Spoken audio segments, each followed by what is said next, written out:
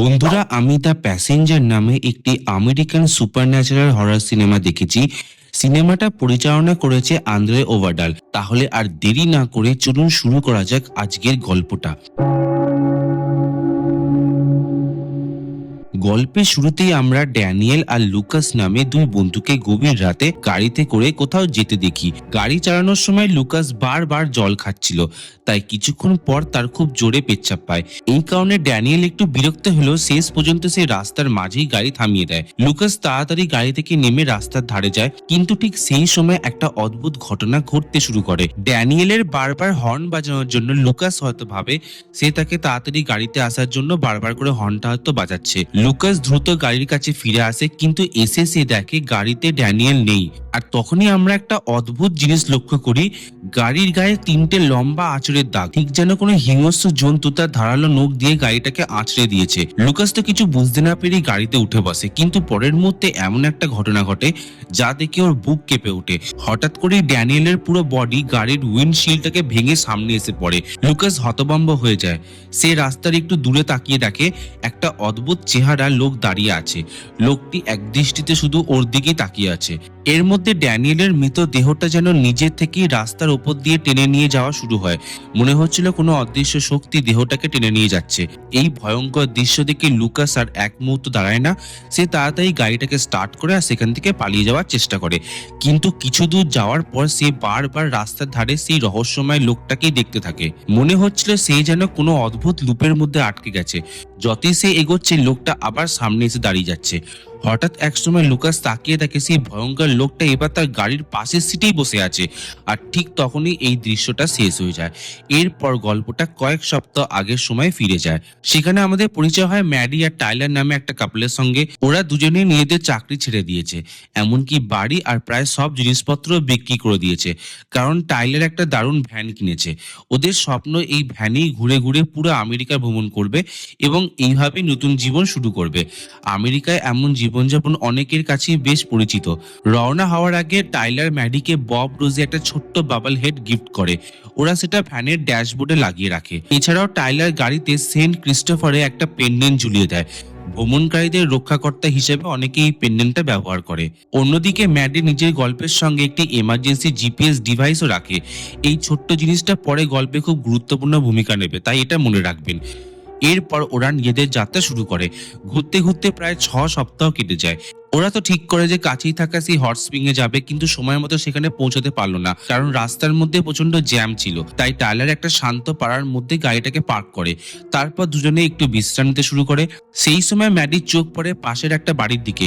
সেখানে একটি সুখী পরিবারকে সে দেখে, একসঙ্গে তারা কিভাবে সময় কাটাচ্ছিল।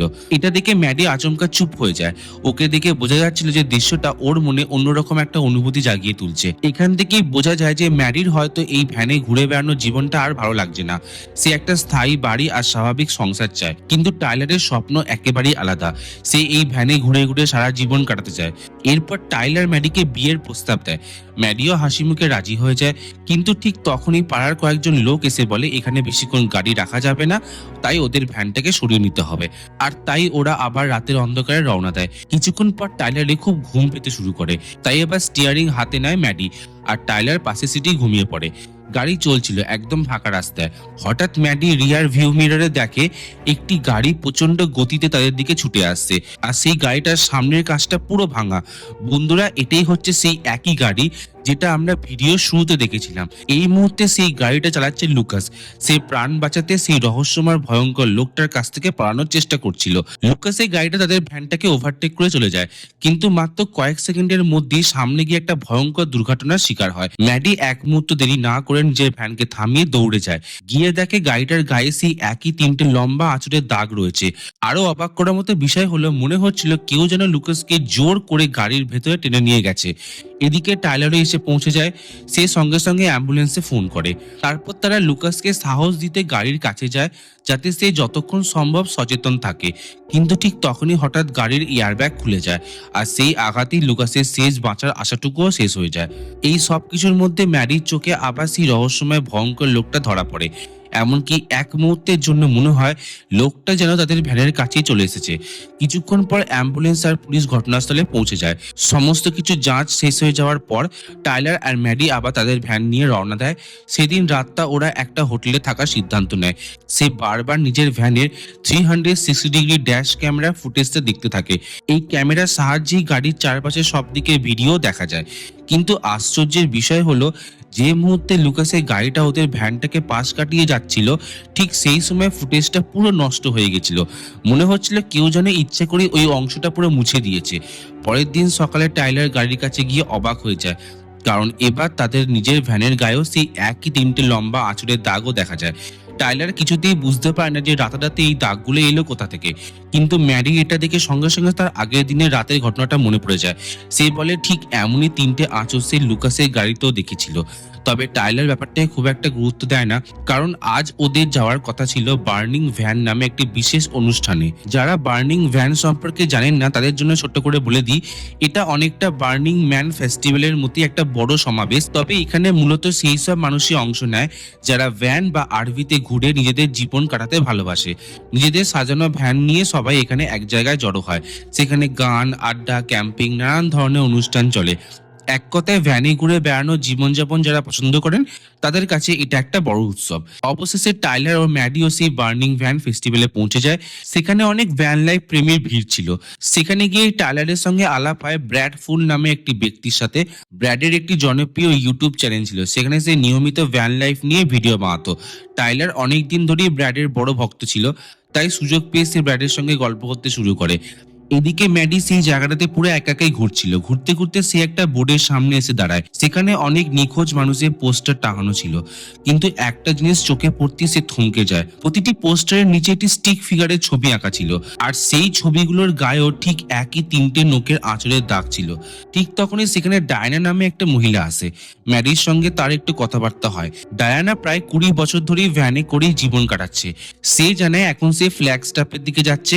মরুভূমির মাঝখানে একটি বিখ্যাত খাবারের জায়গা যাওয়ার পরিকল্পনা তার। কথা বলতে বলতে ম্যাডি আগের রাতের ঘটনার কথা বলে, সঙ্গে সেই 3টে নোকে আঁচড়ের দাগের কথাও জানায়। এই কথা শুনে ডায়ানার মুখের ভাব একেবারে বদলে যায়। সে খুব সিরিয়াস হয়ে ম্যাডিকে জিজ্ঞাসা করে, যেখানে এই দুর্ঘটনা হয়েছিল তোমরা কি সেখানে গাড়ি থামিয়েছিলে? ম্যাডি হ্যাঁ বলতেই ডায়ানা আর এক মুহূর্ত দেরি না করে সতর্ক করে দেয়। সে বলে আজ থেকে রাতে কখনো গাড়ি চালাবে না, আর যদি খুব দরকারও চালাতে হয় তাহলে যাই হোক না কেন মাঝ রাস্তায় কোনো অবস্থাতেই গাড়ি থামাবে না। ডায়নার এই অদ্ভুত কথাগুলো শুনে ম্যাডি একটু ভয় পেয়ে যায়। ঠিক তখনই টাইলার সেখানে এসে পৌঁছে যায়। সে খুশি হয়ে জানায় যে ভ্যানের গায়ে যে আঁচড়গুলো ছিল সেগুলো সে বিনা খরচেই রং করিয়ে ঠিক করে ফেলেছে। এখন ভ্যানটা একদম নতুনের মতো দেখাচ্ছে। যাই হোক, সেদিন রাতটা ওরা খুব দুজনে ফেস্টিভ্যালে খুব আনন্দ করে কাটায়। কিন্তু পরের রাতেই আবার সবকিছু বদলে যায়। জিম থেকে ফিরে নিজের ভ্যানের দিকে হাঁটছিল ম্যাডি, হঠাৎ সে আবার সেই রহস্যময় ভয়ঙ্কর লোকটাকে দেখতে পায়। এবার থেকে আমরা এই রহস্যময় ব্যক্তিটাকে বলবো প্যাসেঞ্জার ম্যান। লোকটাকে দেখে ম্যাডি খুব ভয় পেয়ে যায়, কিন্তু এরপর যা হয় সেটা আরো অদ্ভুত। যখনই সে নিজের ভ্যানের দিকে এগোতে থাকে আর তার চারপাশে তাকায়, মনে হয় ভ্যানটা যেন ধীরে ধীরে তার থেকে অনেক দূরে সরে যাচ্ছে, যেন কেউ তাকে ইচ্ছা করেই ভ্যানের কাছে পৌঁছতে দিচ্ছে না। এইবার ম্যাডি আর এক সেকেন্ডও নষ্ট না করে সে চারদিকে না তাকিয়ে সোজা দৌড়ে গিয়ে ভ্যানের দিকে ছুটে যায়। ঠিক সেই সময়তেই তার ফোনে ড্যাশ ক্যামের একটি নতুন নোটিফিকেশন আসে। মনে হচ্ছিল যে দুর্ঘটনার রাতে ড্যাশ ক্যামের ফুটেজটা কারাপ্ট হয়ে গেছিল, কিন্তু আশ্চর্যের বিষয় হচ্ছে সেই ফুটেজ এবার পুরোপুরি ঠিক হয়ে গেছে। ভিডিওটা চালাতে ম্যাডি পুরো শকড হয়ে যায়। সেখানে সে দেখতে পায় যে দুর্ঘটনার রাতে লুকাসের গাড়ির সামনে যাত্রীর সিটে সেই রহস্যময় লোকটা বসেছিল। শুধু তাই না, সে একবার ঘুরে সরাসরি ম্যাডির দিকেও তাকিয়েছিল। এই দৃশ্য দেখে ম্যাডি ভয়ে জমে যায়। এরপর সে বর্তমান সময়ে ড্যাশ ক্যামের লাইভ ফুটেজ খুলে দেখে। সেখানে দেখা যায় সেই প্যাসেঞ্জার ম্যান তাদের ভ্যানের বাইরে দাঁড়িয়ে আছে। ধীরে ধীরে সে ভ্যানের দিকে এগিয়ে আসে, তারপর একসময় ক্যামেরার একেবারে সামনে মুখ নিয়ে আসে, আর ঠিক সেই মুহূর্তে ড্যাশ ক্যাম হঠাৎ করে বন্ধ হয়ে যায়। ভয় কাঁপতে কাঁপতে ম্যাডি টাইলারকে মেসেজ করে, সে লেখে যত তাড়াতাড়ি পারো জিম থেকে ফিরে এসো, কিন্তু ততক্ষণে অনেক দেরি হয়ে গেছে। প্যাসেঞ্জার ম্যান ইতিমধ্যে ভ্যানের ভেতরে ঢুকে পড়েছে। সে হঠাৎ করে ম্যাডির গলাটাকে চেপে ধরে তাকে মেরে ফেলার চেষ্টা করে। প্রাণ বাঁচানোর জন্য ম্যাডি লড়াই করার চেষ্টা করে। হঠাৎ তার চোখ পড়ে রিয়ার ভিউ মিররের দিকে। সে সেটাই খুলে প্যাসেঞ্জার ম্যানের উপর আঘাত করে। আর সেই আঘাতেই অদ্ভুত একটা ঘটনা ঘটে, কারণ মিররের সঙ্গে সেন্ট কলম্বাসে সেই পবিত্র লকেটটাও ঝুলছিল। লকেটটা সংস্পর্শে আসতেই প্যাসেঞ্জার ম্যান যেন যন্ত্রণায় ছটপট করতে শুরু করে। তারপর মুহূর্তের মধ্যে সেখান থেকে পালিয়ে যায়। ঠিক তখনই টাইলারও ফিরে আসে। ম্যাডি হাঁপাতে হাঁপাতে সব ঘটনা থেকে খুলে বলে, কিন্তু টাইলার এসব একদম বিশ্বাস করছিল না। তার মনে হয় হয়তো কোনো অচেনা লোক ম্যাডির ওপর হামলা করেছে। তাই সে পুরো ভ্যানটাকে ভালো করে খুঁজে দেখে, কিন্তু কোথাও সে কাউকে খুঁজে পায় না।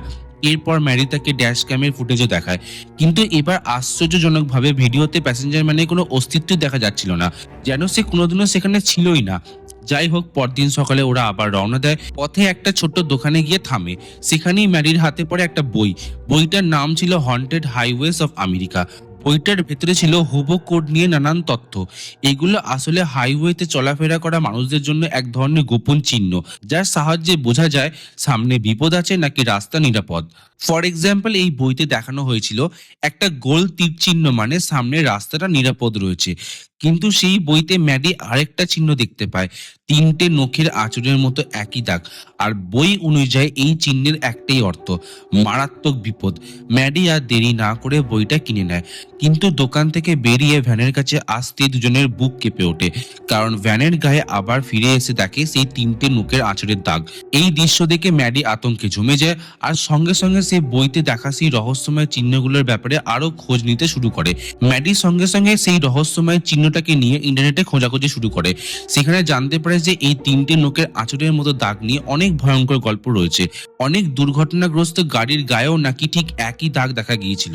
এমনও নাকি অনেকে দাবি করেছে, যদি কোনো গাড়িতে এই চিহ্ন দেখা যায় তাহলে বুঝতে হবে সেই গাড়ির যাত্রীদের ওপর প্যাসেঞ্জার ম্যানের নজর পড়েছে, মানে সে ইতিমধ্যে নিজের শিকার বেছে নিয়েছে, আর তারপরের টার্গেট আপনি নিজেই। এসব পড়ে ম্যাডি ভয়ে একেবারে ভেঙে পড়ে, কিন্তু সে এই ব্যাপারে টাইলারকে কিছুই জানায় না। এদিকে টাইলার ভ্যান চালিয়ে একটি নির্জন জঙ্গলে এসে পৌঁছায়। সেখানে সে গাছের মাঝে একটা সাদা চাদর টাঙিয়ে ছোট্ট করে একটা প্রজেক্টর সেটআপ তৈরি করে। সেদিনকে রাতে তারা দুজন মিলে রোমান হলিডে সিনেমা দেখার প্ল্যান করে। সিনেমাটা চলার ফাঁকেই ম্যাডি টাইলারকে একটা গুরুত্বপূর্ণ কথা জানায়। সে বলে যে এই ভ্যানে ঘুরে বেড়ানোর জীবনটা আর তার ভালো লাগছে না।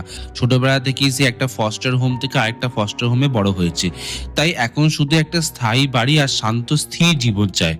শুরুর দিকে সে ভাবছিল হয়তো ভ্যান লাইফটা হয়তো তার খুব ভালো লাগবে, কিন্তু এতদিন এই জীবন কাটানোর পর সে বুঝতে পেরেছে এটা তার জন্য নয়। অন্যদিকে টাইলারের স্বপ্নটা ছিল একটা ভ্যান লাইফ, এমনকি সে একটা রিমোট জবও জোগাড় করে ফেলেছিল, যাতে ভ্যান থেকেই কাজ করতে পারে, টাকাও রোজগার হয়, আবার ঘোরাঘুরিও চালিয়ে যেতে পারে। ধীরে ধীরে দুজনের ইচ্ছার মধ্যে ফারাকটা স্পষ্ট হয়ে উঠতে থাকে, আর বিষয়টাও চোখে পড়ে।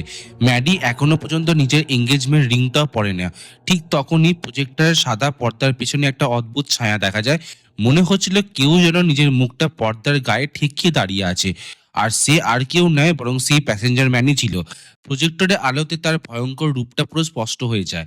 তারপর হঠাৎ করে সে দুজনের উপর ঝাঁপিয়ে পড়ে। প্রাণ বাঁচাতে ম্যাডি আর টাইলার দৌড়ে ভ্যানের ভেতরে ঢুকে দরজাটাকে লক করে দেয়। কিন্তু তখনই তারা বুঝতে পারে সবচেয়ে বড় ভুলটা হয়ে গেছে, ভ্যানের চাবিটা বাইরেই পড়ে রয়ে গেছে। উপায় না দেখে টাইলার আবার বাইরে বেরিয়ে আসে। হঠাৎ সে দূর থেকে চাবির ঝনঝন শব্দ শুনতে পায়।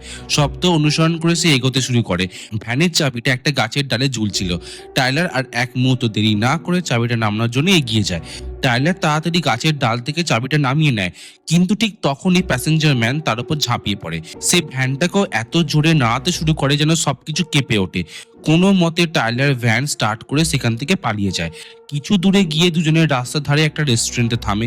সেখানে ম্যাডি তার করা সব গবেষণাগুলো টাইলারকে দেখায়। প্যাসেঞ্জার ম্যানকে কিভাবে সে নিজের শিকারকে চিহ্নিত করে আর কেন তাদের পিছু সে নিয়েছে, সবকিছু খুলে বলে। সব শুনে টাইলার মাথায় একটা পরিকল্পনা আসে। সে বলে দ্য প্যাসেঞ্জার ম্যান যদি এই ভ্যানটাকে টার্গেট করে তাহলে ভ্যানটাকে ফেলে দেওয়া বা পুড়িয়ে দিলেই তো হয়, হয়তো এরপর সে তাদেরকে আর খুঁজে পাবে না। কিন্তু ম্যাডি সঙ্গে সঙ্গে ধারণাটা উড়িয়ে দেয়। তার মতে ভ্যান ধ্বংস করলে প্যাসেঞ্জার মানে হাত থেকে তারা বাঁচতে পারবে না, বরং এখন তাদের যত তাড়াতাড়ি সম্ভব ফ্ল্যাগ স্টপে পৌঁছে যেতে হবে, কারণ সেখানে ডায়ানা নামে এক মহিলার সঙ্গে দেখা করা যেতে পারে। মনে আছে তো, বার্নিং ম্যান ফেস্টিভ্যালে এই ডায়ানাই ম্যাডিকে সাবধান করে বলেছিল প্যাসেঞ্জার ম্যান তাদের পিছু নিয়েছে। তাই দুজনেই ঠিক করে যে দিনের বেলাতেই ফ্ল্যাগ স্টপের উদ্দেশ্যে রওনা দেবে, কারণ এখন পর্যন্ত তারা বুঝে গেছে প্যাসেঞ্জার ম্যান শুধুমাত্র রাতেই দেখা দেয়। এদিকে ম্যাডি এটাও জেনে ফেলেছিল যে ফ্ল্যাগ স্টপের ভ্যান লাইফ কাটানোর মানুষগুলো কোনো হোটেলের আশেপাশে থাকে। সেখানে গিয়ে ডায়ানাকে খুঁজে বের করার পরিকল্পনা করে তারা। তাদের লক্ষ্য ছিল সন্ধ্যা নামার আগেই গন্তব্যে পৌঁছে যাবে, কিন্তু ভাগ্যে সেটা হয় না। সন্ধ্যা হওয়ার ঠিক আগেই হঠাৎ তাদের ভ্যানের একটা টায়ার ফেটে যায়। টাইলার দ্রুত গাড়ি থামিয়ে টায়ারটাকে বদলানো শুরু করে, কিন্তু আশ্চর্যের বিষয় হলো সেই যে নাট ভোল্ট গুলো খুলে রেখেছিল সেগুলো যেন নিজে থেকে গড়িয়ে ভ্যানের নিচে চলে যায়। উপায় না দেখে টাইলার ভ্যানের নিচে ঢুকে সেগুলোকে আনতে যায়। আর ঠিক তখনই আমরা দেখতে পাই যে জ্যাকের উপর ভর দিয়ে ভ্যানটা তোলা ছিল সেটা আস্তে আস্তে নিজে থেকে ঢিলে হয়ে যাচ্ছে, মানে আর কয়েক সেকেন্ডের মধ্যে পুরো ভ্যানটা টাইলারের উপর ভেঙে পড়তে পারে। এদিকে ম্যাডিও আশেপাশে আবার প্যাসেঞ্জার ম্যানকে দেখতে শুরু করে। হঠাৎ সে ম্যাডির উপর আক্রমণ করে আর তাকে জোর করে টেনে নেওয়ার চেষ্টা করে। টাইলার তাড়াতাড়ি নাট ভোল্টটা নিয়ে ভ্যানের নিচ থেকে বেরিয়ে আসে, কিন্তু বেরোতেই জ্যাকটা খুলে যায় আর পুরো ভ্যানটা তার পায়ের উপর ধপ করে পড়ে। ভীষণ আঘাত পেলেও কোনো মতে সে নিজের পা বের করে আনতে সক্ষম হয়। তারপর আবার টায়ারটাকে লাগিয়ে ভ্যান নিয়ে ম্যাডিকে খুঁজতে বেরিয়ে পড়ে। এদিকে ম্যাডিকে টেনে নিয়ে যাওয়া হয় আরেকটা পুরো দুর্ঘটনার জায়গায়। হঠাৎ তার মনে হয় টাইলার যেন তার কাছে এসে দাঁড়িয়েছে, এমনকি তাকে জড়িয়ে ধরছে। কিন্তু পরের মুহূর্তে সে বুঝতে পারে ওটা টাইলার না, ওটা ছিল প্যাসেঞ্জার ম্যান। সে ম্যাডির মনকে কন্ট্রোল করতে শুরু করে, ম্যাডিকে রাস্তার মাঝখানে হাঁটু গেড়ে বসিয়ে দেয়। তারপর আস্তে আস্তে ম্যাডির দুই হাত ও জোর করে উপরে তুলে দেয়। দেখে যেন মনে হচ্ছিল ম্যাডি রাস্তার মাঝখানে হাঁটু গেড়ে বসে প্রার্থনা করছে। এদিকে টাইলার দ্রুত ভ্যান চালিয়ে ম্যাডিকে খুঁজতে বেরিয়েছিল। হঠাৎ সে রাস্তার মাঝখানে ম্যাডিকে দেখতে পায়। এক মুহূর্ত দেরি না করে জোরে ব্রেক কষে আর ভ্যান ঘুরিয়ে ঠিক ম্যাডির সামনে এসে থামায়। মাত্র কয়েক ইঞ্চির জন্য ম্যাডি বড় দুর্ঘটনার হাত থেকে বেঁচে গেছিল। এরপর দুজনে সোজা সেই জায়গাটা পৌঁছে যায় যেখানে ডায়ানা ছিল। সেখানে আরো অনেক ভ্যান লাইফার ক্যাম্পও করেছিল, কিন্তু ম্যাডি আর টাইলার নিজেদের সঙ্গে কি ঘটেছে সেই গল্প বলতেই সবাই তাদেরকে তাড়িয়ে দেওয়া শুরু করে, কারণ তাদের বিশ্বাস ম্যাডি আর টাইলার নিজেদের সঙ্গে সেই অশুভ শক্তিটাকে এখানে নিয়ে এসেছে। ডায়ানা প্রথমে তাদের সাহায্য করতে রাজি ছিল না, সে ওদেরকে চলে যেতে পারে, কিন্তু কিছুক্ষণ পর শেষ পর্যন্ত তার মন বদলে ফেলে। ডায়ানা জানায় সে একটা পুরনো গল্প শুনেছিল, এক ভ্রমণকারীর পেছনে একসময় প্যাসেঞ্জার ম্যান লেগে গিয়েছিল, অর্থাৎ সেই ব্যক্তিটাও এই একই অভিশাপের শিকার ছিল। কিন্তু সেই মানুষটা চার্চ অফ সেন্ট ক্রিস্টোফারের আশ্রয় নেওয়ার পর বেঁচে যায়। সমস্যা এটাই ছিল, সেই চার্চটা ঠিক কোথায় সেটা কেউ জানে না, কারণ সেই চার্চটা কোনো মানচিত্রই নেই। এরপর ডায়ানা নিজের ভ্যান নিয়ে সামনে বেরিয়ে পড়ে। ম্যাডি আর টাইলার তার ভ্যানের পেছনেই যেতে থাকে। ডায়ানার ধারণা ছিল যে সে হয়তো আন্দাজ করতে পারবে সেই রহস্যময় চার্চটা কোথায় থাকতে পারে, কিন্তু ঠিক তখনই আবার হাজির হয়ে যায় প্যাসেঞ্জার ম্যান আর চোখের পলকেই সে ডায়ানাকে শেষ করে ফেলে। মুহূর্তের মধ্যে পুরো ক্যাম্পে আতঙ্কে হুড়োহুড়ি শুরু হয়ে যায়। সুযোগ বুঝে ম্যাডি আর টাইলার ভ্যান নিয়ে সেখান থেকে পালিয়ে যায়। অনেকটা রাস্তা যাওয়ার পর তারা একটা ফুয়েল পাম্পে এসে থামে। সেই রাতটা সেখানেই সে কাটানোর সিদ্ধান্ত নেয়। শুধু তাই না, ফুয়েল পাম্পের দোকান থেকে তারা সেন্ট ক্রিস্টোফারে অনেক কটা পবিত্র মেডেলিয়ান আর ধর্মীয় জিনিসও কেনে, কারণ তাদের বিশ্বাস ছিল এগুলো হয়তো প্যাসেঞ্জার ম্যানের হাত থেকে কিছুটা হলেও নিজেকে সুরক্ষা দেবে। পরদিন সকালে তারা আবার যাত্রা শুরু করে। ম্যাডি এবার গাড়ি চালাচ্ছিল, কিন্তু দীর্ঘ ক্লান্তির কারণে একসময় দুজনের চোখ লেগে যায়। হঠাৎ করে ঘুম ভাঙতেই তারা দেখে যে আবার রাত্রি নেমে এসেছে আর ভ্যানের জ্বালানিও প্রায় শেষ। তখনই তারা বুঝতে পারে প্যাসেঞ্জার ম্যান আবার আক্রমণ করতে এসে গেছে। ঠিক সেই সময় রাস্তার ধারের কয়েকটা হবু সাইন ম্যাডির চোখে পড়ে। সেগুলো যেন কোনো নিরাপদ রাস্তার দিকে ইশারা করছিল। রাস্তাটা মূল হাইওয়ে ছেড়ে অন্যদিকে চলে যাচ্ছে। ঝুঁকি থাকলেও ম্যাডি সেই রহস্যময় চিহ্নগুলো অনুসরণ করার সিদ্ধান্ত নেয়। দুজনেই ভ্যান থেকে অফ রোডে ঢুকে পড়ে। হঠাৎ ভ্যানের মিউজিক সিস্টেম থেকে প্যাসেঞ্জার ম্যানের সেই ভয়ঙ্কর কণ্ঠস্বর বেরিয়ে আসে। সে বলে, তোমাদের পাপের শাস্তি আমি দেব। শয়তানের মতো সেই কণ্ঠ শুনে টাইলার আগে মিউজিক সিস্টেমটাকে ভেঙে ফেলে। সেই অদ্ভুত চিহ্নগুলোকে অনুসরণ করেই তারা এগিয়ে যেতে থাকে। কিছু দূর যাওয়ার পর রাস্তার মাঝে একটা ভাঙা গাড়ি তাদের চোখে পড়ে। সামনের রাস্তাটা ঠিক বোঝা যাচ্ছিল না, তাই টাইলার ভ্যান থেকে নেমে ম্যাডিকে সামনে যাওয়ার পথ দেখাতে শুরু করে। ম্যাডি তার নির্দেশ মেনে ধীরে ধীরে ভ্যানটাকে চালাতে থাকে। এরপর তারা একটা এমন রাস্তায় পৌঁছে যায় যেখানে চারপাশে যেন শত শত মৃতদেহ পড়ে আছে।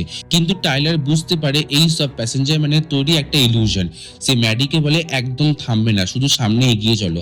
তাই তারা ভ্যান চালিয়ে এগিয়ে যেতে থাকে, যদিও মনে হচ্ছিল ভ্যানটা যেন সেই মৃতদেহগুলো ওপর দিয়েই চলছে। হঠাৎ করে ভ্যানের পেছনের দরজাটা খুলে যায়, আর ভেতরে রাখা সব সেন্ট ক্রিস্টোফারের লকেট এক অদৃশ্য শক্তি টেনে বাইরে ছুড়ে ফেলে দেয়। ঠিক তারপরেই প্যাসেঞ্জার ম্যান হঠাৎ করে ভ্যানের ভেতরে আবির্ভূত হয়। সে টাইলারকে এক ঝটকায় ভ্যান থেকে বাইরে ছুড়ে ফেলে দেয়। এরপর ম্যাডির ওপর হামলা করতে এগিয়ে আসে। ঠিক সেই মুহূর্তে ম্যাডির চোখে দূরে থাকা সেন্ট ক্রিস্টোফারের চার্জটাও চোখে পড়ে। এক সেকেন্ডও দেরি না করে সে জোরে ব্রেক লাগায়। ম্যাডি এতটাই জোরে ব্রেক লাগায় যে প্যাসেঞ্জার ম্যান সামনের উইন্ডো শিলটাকে ভেঙে বাইরে গিয়ে ছিটকে পড়ে, আর সে গিয়ে পড়ে সেই চার্চের পবিত্র ভূমিতে। মাটিতে পড়তেই তার শরীর থেকে ধোঁয়া বেরোতে শুরু করে। এখানে স্পষ্ট বোঝা যাচ্ছিল সেই পবিত্র জায়গাটা তাকে কতটা কষ্ট দিচ্ছে, কিন্তু তবুও প্যাসেঞ্জার ম্যান পুরোপুরি ধ্বংস হয়নি। সে এখনো আগের মতো ভয়ঙ্করভাবে বেঁচে ছিল। তখন ম্যাডি আর এক মুহূর্ত দেরি না করে সে সরাসরি ভ্যান চালিয়ে প্যাসেঞ্জার ম্যানকে ধাক্কা মারে। শুধু ধাক্কাই না, তাকে গাড়ির নিচে টেনে নিয়ে গিয়ে চার্চের দরজা ভেঙে সে ভেতরে ঢুকে পড়ে। চার্চের ভেতরে ছিল সেন্ট ক্রিস্টোফারের বিশাল এক মূর্তি। প্যাসেঞ্জার ম্যান সোজা গিয়ে সেই মূর্তির সঙ্গে ধাক্কা খায়, তবুও সে হার মানেনি। সে আবার উঠে দাঁড়িয়ে ম্যাডির দিকে এগিয়ে আসতে শুরু করে। ম্যাডিও থামার মেয়ে নয়, সে আবার ভ্যানটাকে রিভার্স করে আরেকবার ধাক্কা দেওয়ার জন্য প্রস্তুত হয়। এদিকে ধাক্কায় সেন্ট ক্রিস্টোফারের মূর্তিটা একটু কাত হয়ে গিয়েছিল, আর মূর্তির হাতে একটা লম্বা বড়শির মতো জিনিস ছিল। ঠিক প্যাসেঞ্জার ম্যানের দিকেই নির্দেশ করা ছিল সেটা। ম্যাডি সুযোগটা কাজে লাগায়। সে পুরো গতিতে আবার ভ্যানটাকে চালিয়ে প্যাসেঞ্জার ম্যানকে ধাক্কা মারে, আর সেই বড়শিটা প্যাসেঞ্জার ম্যানের পুরো দেহ এপার ওপার হয়ে যায়। আর ঠিক সেই মুহূর্তে তার শরীর গলতে শুরু করে। ধীরে ধীরে সে সম্পূর্ণভাবে গলে যায় এবং অবশেষে তার ভয়ঙ্কর অস্তিত্বের শেষ হয়ে যায়। কিন্তু এখানে সবকিছু শেষ হয় না। এই সংঘর্ষের ফলে ভ্যানে আগুন ধরে যায়। মুহূর্তের মধ্যে আগুন ছড়িয়ে পড়ে পুরো চার্চে। চারদিকে আগুনের শিখা জ্বলে ওঠে। সেই আগুনের মধ্যে প্যাসেঞ্জার ম্যান সম্পূর্ণভাবে ধ্বংস হয়ে যায়, আর অবশেষে ম্যাডি আর টাইলার সেই অভিশাপ থেকে মুক্তি পেয়ে যায়। আর এইভাবেই শেষ হয়ে যায় দ্য প্যাসেঞ্জার সিনেমার সম্পূর্ণ ভয়ঙ্কর ও রহস্যময় গল্পটা। পুরো এটাই ছিল the passenger movie full explanation ভিডিওটি ভালো লেগে থাকলে একটু লাইক করে আর চ্যানেলটাকে সাবস্ক্রাইব করে পাশে থাকবেন। নেক্সট ভিডিওটা আরো একটা দারুণ হরর মুভির উপর আমি করব, তাই সাথে থাকবেন, পাশে থাকবেন এবং সাপোর্টও করবেন। আমি মৃণাল দে, আর আপনারা দেখছিলেন হরর টিউব বাংলা।